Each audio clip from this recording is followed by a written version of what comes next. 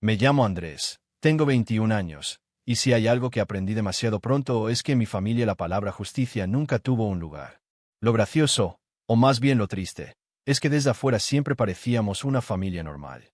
Vecinos sonrientes, fotos en reuniones, saludos cordiales en la iglesia. Pero detrás de las paredes de nuestra casa, el ambiente estaba cargado de tensión, comparaciones injustas y un favoritismo que ya era costumbre. Yo era el hijo mayor, el que siempre tenía que dar el ejemplo, mientras mi hermano menor, Julián, era el que todo lo podía arruinar y aún así recibir la excusa de es que está pasando por una etapa. Mis padres eran expertos en ese doble discurso. Cuando yo sacaba buenas notas, apenas recibía un era lo que se esperaba. Cuando Julián apenas aprobaba, se armaba un festejo con pizza y elogios como si hubiese ganado una medalla olímpica. Yo trataba de no darle demasiada importancia. Me decía a mí mismo que eran solo cosas de hermanos, que ya pasaría. Pero la verdad es que cada pequeño detalle se acumulaba, como esas gotas que golpean constantemente el mismo punto hasta perforar la piedra. La primera vez que sentí que algo en mi interior empezaba a romperse fue una Navidad, hace unos años. Había juntado mis ahorros para comprarles a todos un regalo. No eran cosas caras, pero sí pensadas. Un libro para mi papá sobre historia, una bufanda que mi mamá había admirado en una tienda, y para Julián un set de auriculares que tanto pedía. Yo esperaba, de verdad, que ese gesto generara un momento de unión. Sin embargo, cuando los repartí, apenas me dieron las gracias, como si mis regalos fueran un trámite. Lo peor vino cuando llegó el turno de abrir lo que ellos habían comprado para mí. Un paquete envuelto a medias, con un desodorante barato y una camiseta que ni siquiera era de mi talla. Mi mamá dijo riéndose que al menos ya no iba a oler mal, y mi hermano explotó en carcajadas. Fingí sonreír, pero por dentro me ardía una mezcla de vergüenza y rabia. Esa noche, en lugar de dormir, me quedé mirando el techo, preguntándome si de verdad valía la pena seguir intentando agradarles. Lo que pasó después fue aún más revelador. Esa misma Navidad, Julián, que entonces tenía 17 años, tiró al suelo los regalos que había recibido. Gritó: «Estos regalos son una basura, no quiero nada de esto». Mis padres ni se inmutaron. Más bien, hicieron algo que me dejó helado, recogieron todo, lo metieron en bolsas y al día siguiente lo vendieron en una tienda de segunda mano, delante de él. Él lloraba de rabia, pero lo trataban como si fuera un niño pequeño haciendo un berrinche. Y, como si no fuera suficiente, mi papá comentó en voz alta: «Tal vez sea hora de mandarte a un centro de rehabilitación adolescente». Yo no podía creer lo que estaba viendo. No porque Julián no lo mereciera, él era insoportable muchas veces, sino porque nunca pensé que llegarían tan lejos en ridiculizarlo. Esa escena me marcó porque entendí algo. No se trataba de que yo fuese invisible y él el favorito, sino que en nuestra familia la crueldad era parte de la dinámica. Mi papá disfrutaba de las humillaciones públicas, mi mamá se unía al juego con comentarios sarcásticos, y Julián alternaba entre ser la víctima y el verdugo, dependiendo de a quién le tocaba. Yo quedaba atrapado en el medio, siempre intentando mediar, siempre callando, hasta que lentamente esa rabia se fue transformando en otra cosa: determinación. La Navidad fue solo el inicio, porque después empezaron a escalar las cosas. A cada logro mío lo minimizaban y cada error de Julián se transformaba en un espectáculo. Había una frase que mi papá repetía constantemente: «Eres el mayor, tienes que aguantar». Y yo aguantaba, claro que sí. Pero a medida que los años pasaban, algo dentro de mí empezó a planear, casi de manera inconsciente. Porque cuando siempre eres el blanco del menosprecio, llega un momento en que dejas de buscar aprobación y comienzas a buscar justicia, aunque tengas que fabricarla tú mismo. Y fue justo en ese punto, cuando me sentía más atrapado entre mi rol de hijo obediente y la rabia contenida de años, que sucedió algo que cambió las reglas del juego y me mostró el verdadero rostro de mi familia. Las semanas después de aquella Navidad se sintieron pesadas, como si cada día trajera consigo un nuevo recordatorio de que en mi casa el respeto era un lujo reservado para algunos. Yo trataba de mantenerme ocupado con mis estudios en la universidad y un trabajo de medio tiempo en una librería, pero incluso en los momentos en que estaba lejos, la voz de mi padre resonaba en mi cabeza con frases como «Eres el mayor, tienes que aguantar» o «Siempre tan dramático. Andrés, aprende de tu hermano». Lo irónico era que Julián, el supuesto ejemplo que debía seguir, pasaba sus tardes encerrado en su cuarto jugando videojuegos, sin aportar nada en casa. Aún así, mis padres lo trataban como si fuera un genio incomprendido, alguien sensible que necesitaba paciencia. Yo, en cambio, cargaba con todas las responsabilidades. Si algo se rompía, yo debía repararlo. Si hacía falta dinero extra, Mi madre no dudaba en decirme, tú ya trabajas, ¿puedes ponerlo tú? Recuerdo una vez, a principios de enero, que la lavadora dejó de funcionar. Mi padre no intentó ni revisarla, simplemente dijo, Andrés, encárgate. Llama a un técnico y paga lo que haga falta. Lo decía como si yo fuera un padre de familia en lugar de un hijo que apenas se mantenía a flote con su salario de medio tiempo. Cuando insinué que quizás todos podíamos aportar, me lanzó una mirada fulminante y respondió, Julián necesita ahorrar para su futuro. Tú ya eres adulto, tú entiendes. La gota que colmó el vaso esa temporada fue cuando llegó mi cumpleaños. No esperaba una gran celebración, pero sí un gesto mínimo, un pastel, quizás una comida en familia. Sin embargo, ese día mi mamá me pidió que la acompañara al supermercado para cargar las bolsas. Mientras yo arrastraba cajas pesadas, ella me dijo con un tono indiferente, por cierto, feliz cumpleaños. Eso fue todo. Más tarde, al volver a casa, descubrí que habían preparado una cena especial, pero no para mí. Resulta que Julián había aprobado de milagro un examen de matemáticas, y mis padres lo celebraban con pizza, refrescos y hasta un pequeño pastel con velas. Yo me quedé parado en la entrada, cargando aún una bolsa de pan, viendo cómo soplaban las velas mientras cantaban. Nadie se giró hacia mí. Nadie me dijo siéntate con nosotros. Fue como si no existiera. Esa noche cené solo en mi cuarto, con un sándwich mal hecho y la sensación de que estaba atrapado en una especie de teatro donde siempre me tocaba el papel del extra invisible.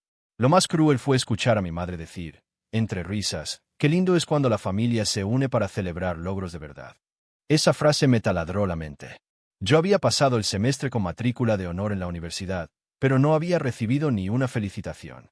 Y sin embargo, Julián, con apenas un aprobado, tenía toda la atención. Las comparaciones no paraban.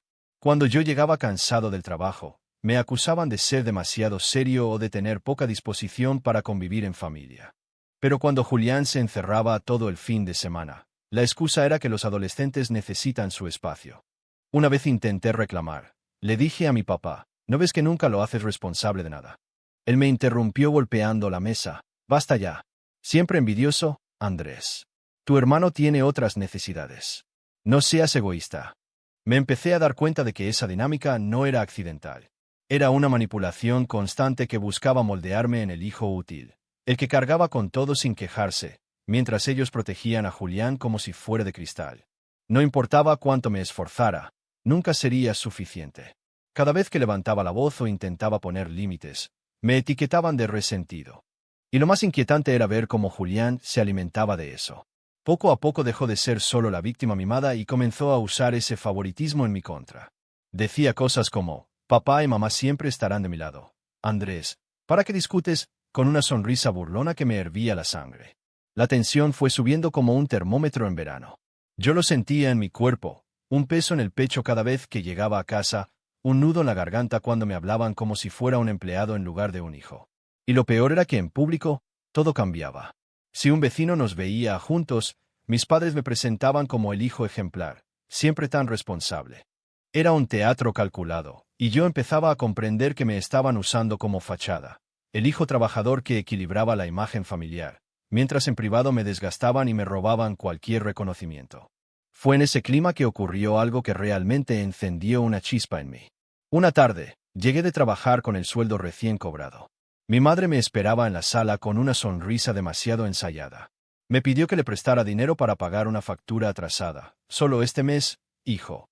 Yo, cansado y con el bolsillo ajustado, le dije que no podía. La sonrisa desapareció de golpe, y entonces soltó la frase que me acompañaría por semanas. Siempre tan egoísta, Andrés. Si tu hermano tuviera dinero, lo daría sin dudar. Tú, en cambio, piensas solo en ti. Yo me quedé helado. Sentí como esa frase me atravesaba, porque sabía que era mentira. Julián jamás había aportado un centavo a la casa. Pero ahí estaba mi madre, mirándome con decepción, como si yo hubiera traicionado a la familia. Esa noche no pude dormir. Me preguntaba hasta dónde llegarían, qué tan dispuestos estaban a manipular y a hacerme cargar con culpas que no me correspondían. Y aunque intentaba resistir, dentro de mí algo se estaba transformando. Esa rabia que había intentado ocultar durante años ya no se conformaba con el silencio. Y justo cuando creí que las cosas no podían empeorar, Julián decidió llevarlo todo a otro nivel. La traición vino disfrazada de algo tan cotidiano que jamás habría imaginado el giro que tomaría. Fue un viernes por la tarde, uno de esos días en los que el cansancio del trabajo se mezcla con la presión de los estudios y uno solo sueña con llegar a casa, darse una ducha y descansar. Yo había dejado mi billetera sobre el escritorio de mi cuarto, como siempre hacía. No tenía mucho dinero, apenas lo justo para sobrevivir la semana y cubrir algunos apuntes de la universidad. Esa noche, mientras revisaba mis cosas, noté algo extraño. 2 billetes de 20 desaparecieron. Pensé que quizás los había gastado y no recordaba, pero la duda me quedó clavada. Al día siguiente, la historia se repitió. Esta vez no era mi imaginación. Había dejado un billete de 50 guardado, y de pronto, ya no estaba. El corazón se me aceleró, y un pensamiento incómodo empezó a martillarme. ¿Julián? Mi hermano tenía acceso a mi cuarto porque mi madre solía enviarle allí a buscar algo o pedir prestado cualquier cosa. Yo quería creer que no sería capaz, pero el instinto me decía lo contrario. Decidí ponerlo a prueba. Dejé intencionalmente 2 billetes en un sobre dentro de mi cajón, bien visibles. A la mañana siguiente, uno había desaparecido. Cuando enfrenté a Julián, lo negaba todo con descaro. Me miró a los ojos y dijo, ¿de verdad crees que necesito tu dinero? No seas ridículo, Andrés. Pero había una chispa de burla en su sonrisa que me confirmó lo que ya sabía. Fui a mis padres, esperando apoyo, pero lo que recibí fue un golpe emocional que no olvidaré jamás. Mi madre, con los brazos cruzados, me dijo, ¿estás acusando a tu hermano?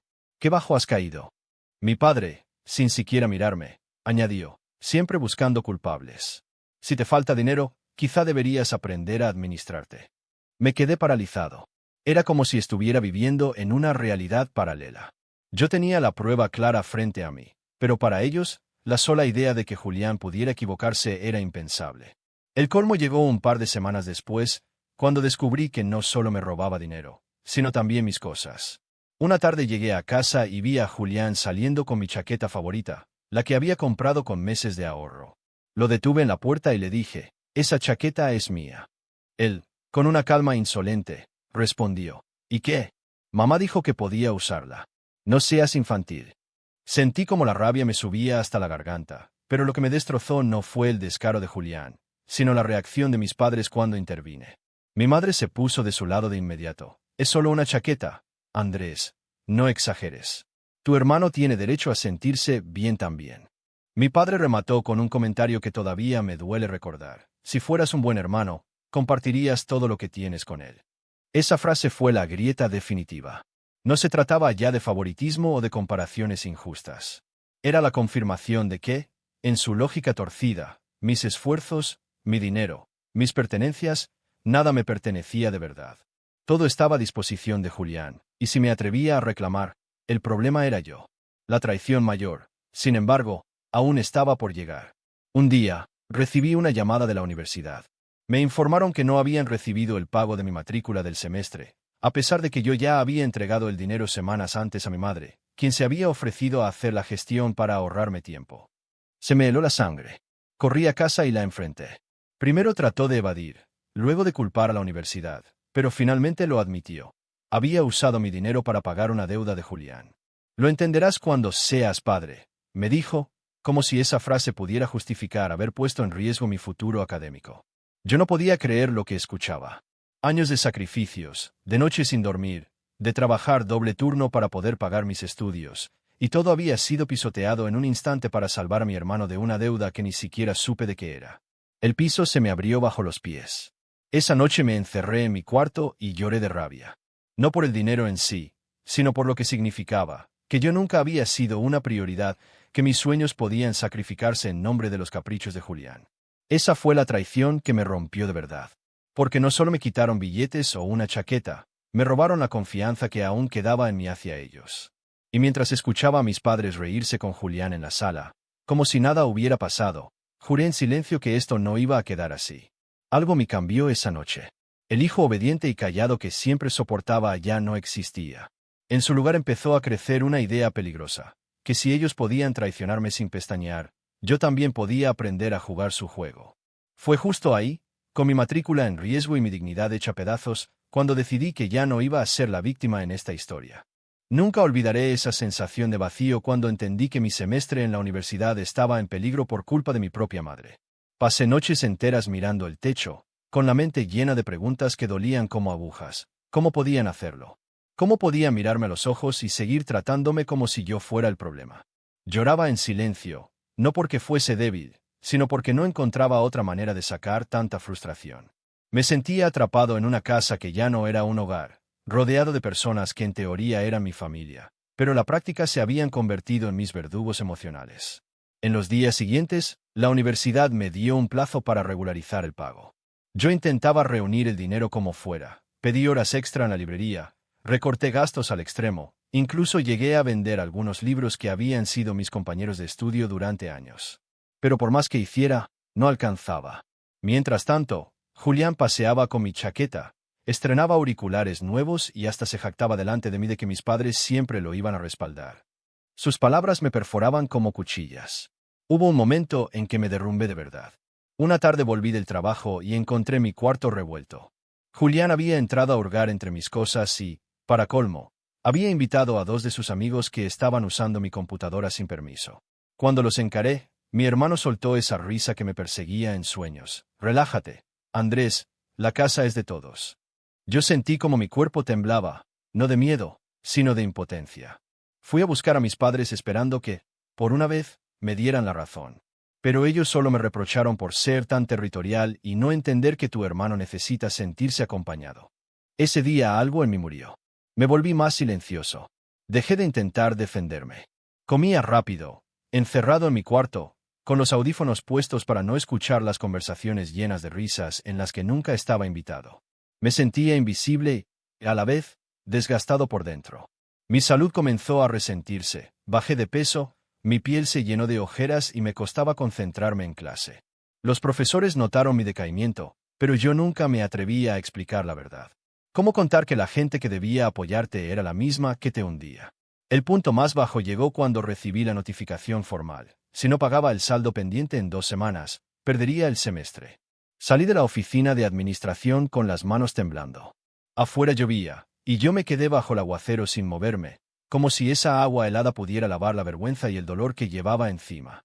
En ese instante pensé en rendirme, dejarlo todo, conformarme con un trabajo mediocre y aceptar que nunca tendría la vida que soñaba. Era tentador abandonar, porque al menos así ya no me dolería tanto. Pero mientras caminaba de regreso, empapado y con los zapatos llenos de barro, algo empezó a encenderse en mi interior. Una voz pequeña, pero firme, me decía: no puedes seguir viviendo así. No puedes dejar que te quiten también tu futuro. Esa noche, en vez de llorar, saqué una libreta y comencé a escribir. No sabía exactamente qué estaba planeando, pero sentí la necesidad de poner en papel cada deuda, cada injusticia, cada vez que me habían usado.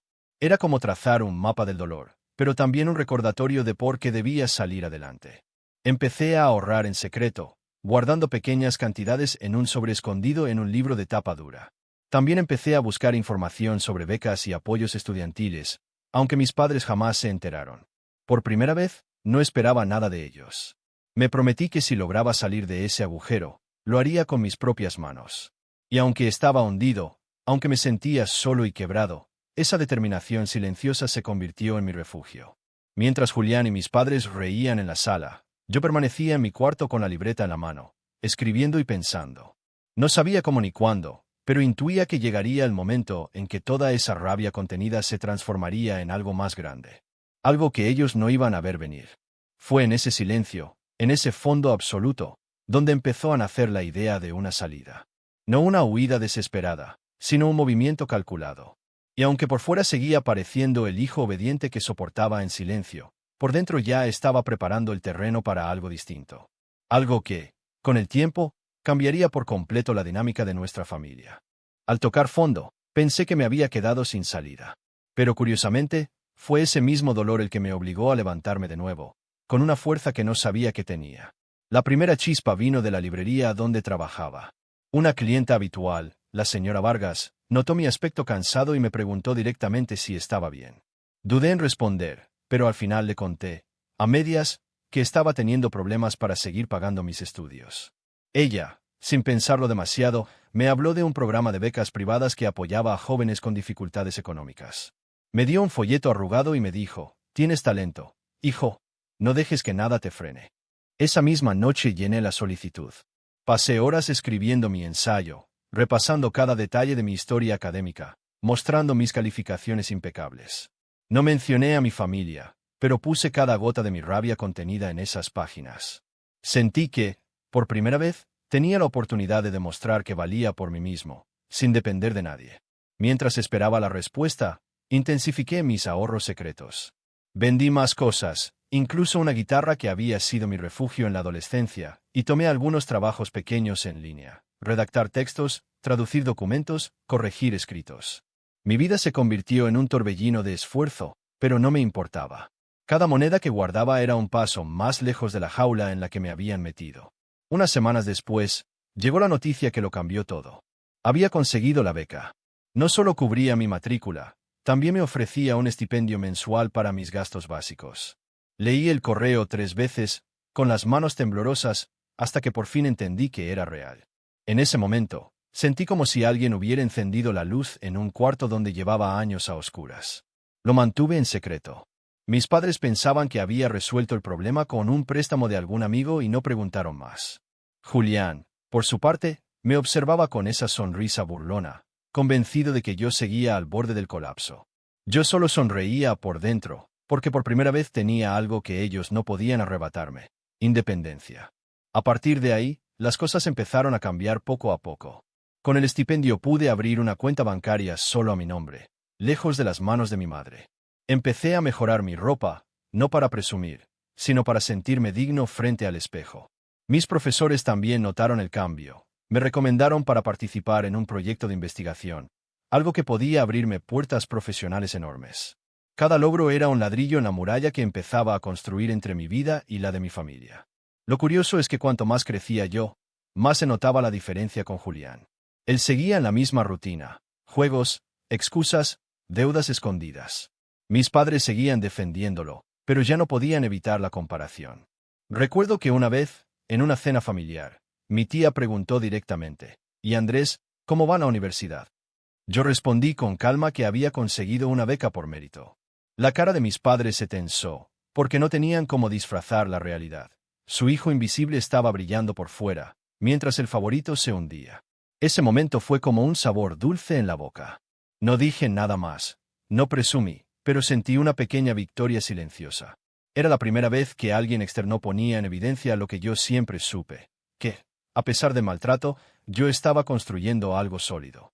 Con el tiempo, mi confianza creció. Ya no me quebraba por los comentarios sarcásticos de mi madre ni por los desplantes de Julián. Me volví más reservado, más estratégico. En silencio, comencé a planear una salida definitiva de esa casa, esperando el momento justo para hacerlo. Mientras tanto, cada logro académico y laboral era un recordatorio de que mi vida no estaba condenada a girar alrededor de ellos. Y aunque todavía fingía ser el mismo hijo obediente, por dentro me estaba transformando. Mis padres y Julián aún no lo sabían, pero el equilibrio de poder en nuestra familia ya estaba cambiando. Yo estaba dejando de ser el chico que soportaba todo en silencio para convertirme en alguien con los medios y la determinación de tomar las riendas. Fue entonces, en medio de ese ascenso personal, cuando ocurrió algo inesperado.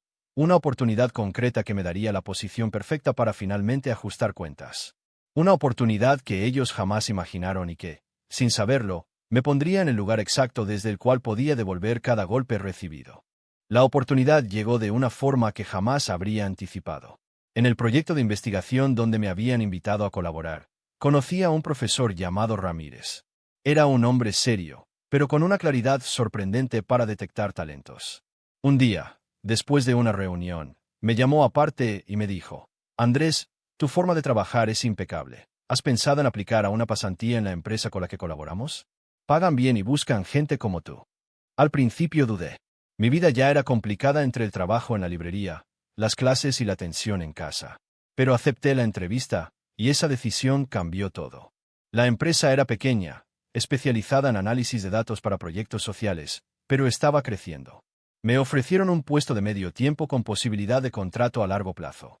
El salario duplicaba lo que ganaba en la librería, y lo mejor de todo, podía manejar parte de mi trabajo de forma remota. Ese fue el punto de inflexión.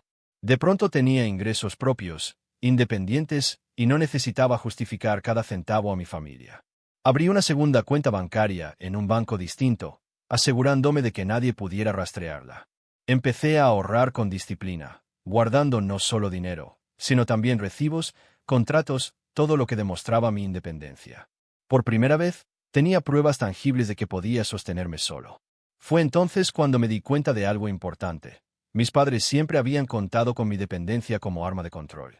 Mientras ellos tuvieran el poder de decidir sobre mi dinero, mis estudios y mi techo, podían manipularme. Pero ahora, poco a poco, estaba quitándoles esas piezas del tablero.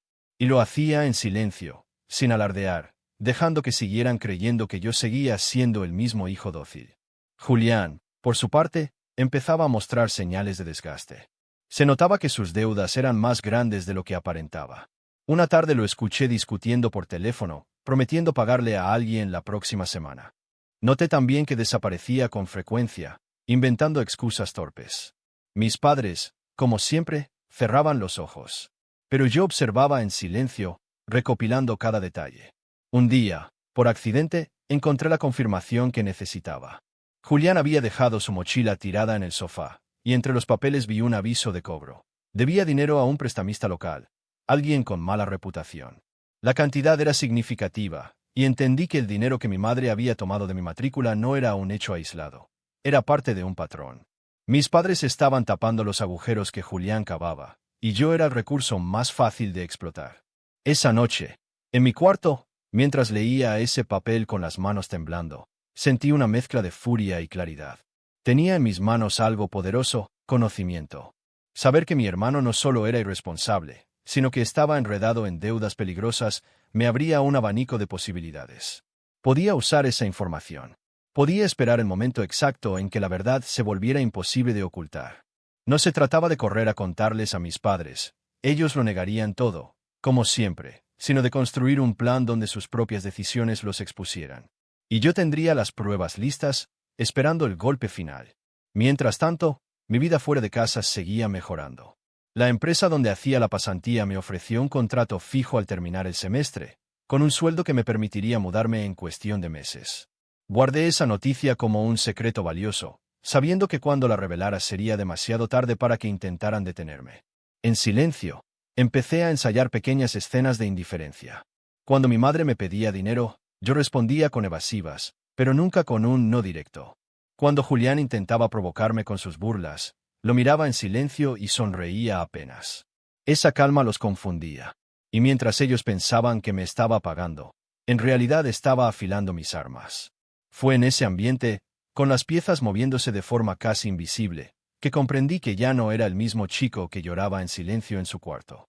Ahora tenía algo que nunca antes había tenido: ventaja. Y aunque la venganza aún estaba lejos de ejecutarse, cada día que pasaba, cada peso que ahorraba, cada detalle que observaba de Julián y sus deudas, me acercaba al momento en que todo el castillo de cartas que habían construido caería. Ese momento aún no había llegado, pero ya podía sentirlo en el aire.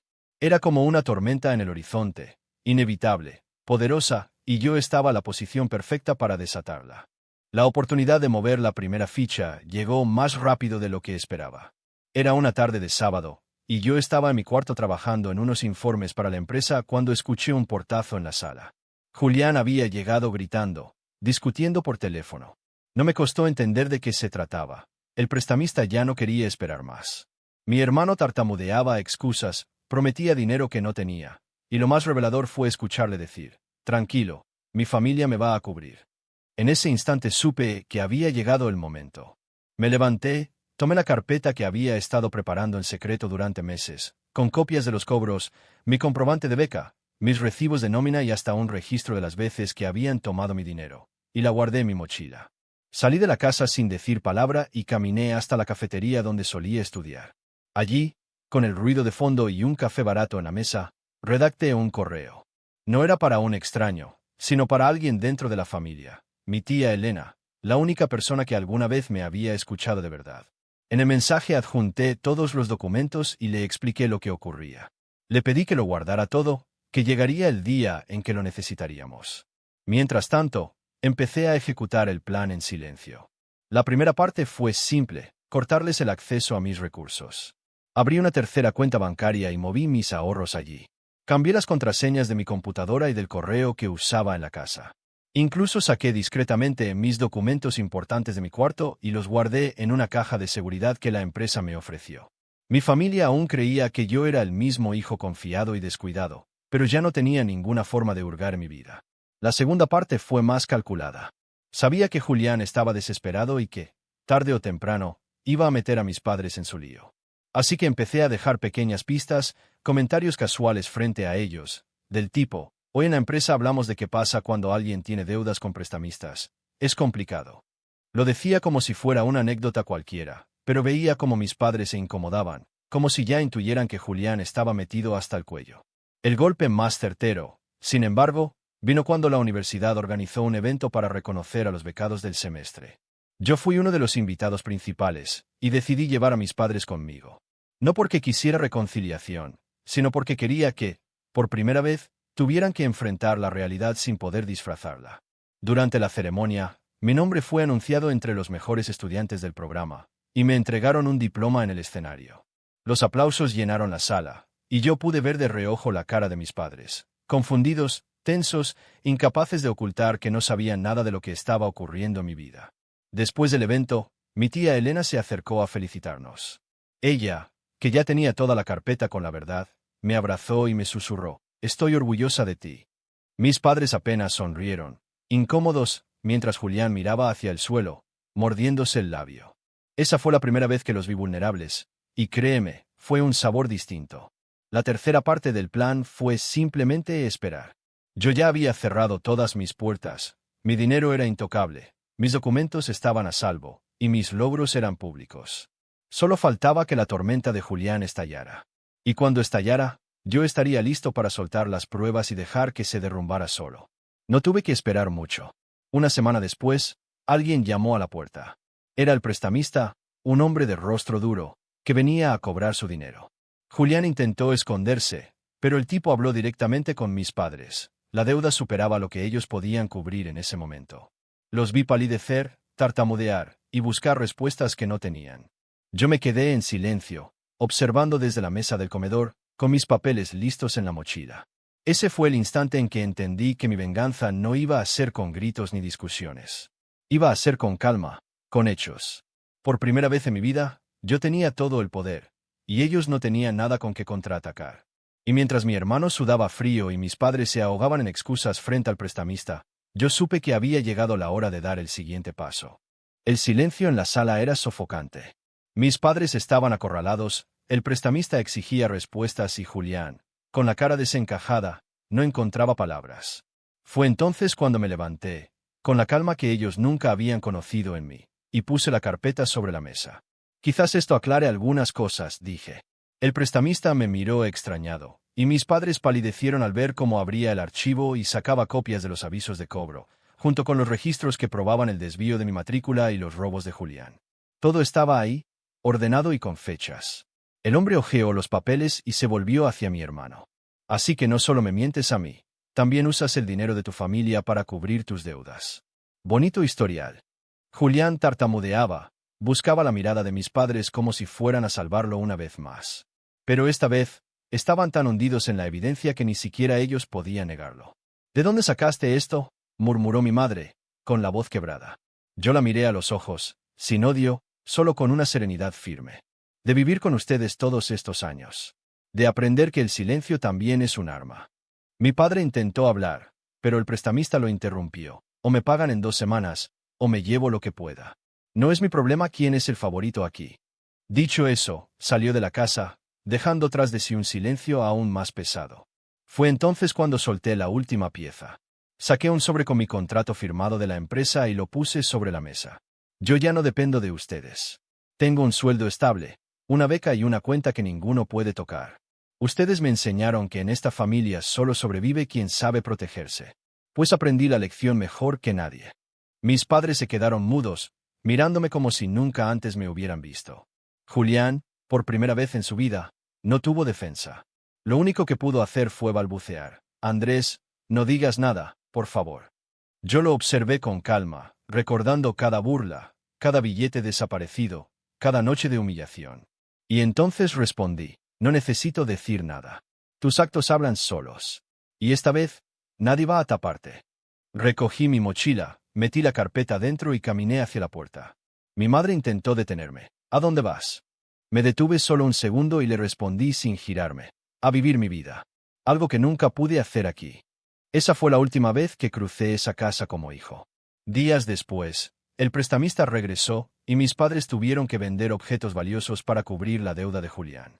La fachada de familia perfecta se derrumbó frente a todos los vecinos, y la vergüenza los persiguió por mucho tiempo. Yo, en cambio, me mudé cerca de la universidad, con mis ahorros intactos y un futuro que ya no dependía de nadie más.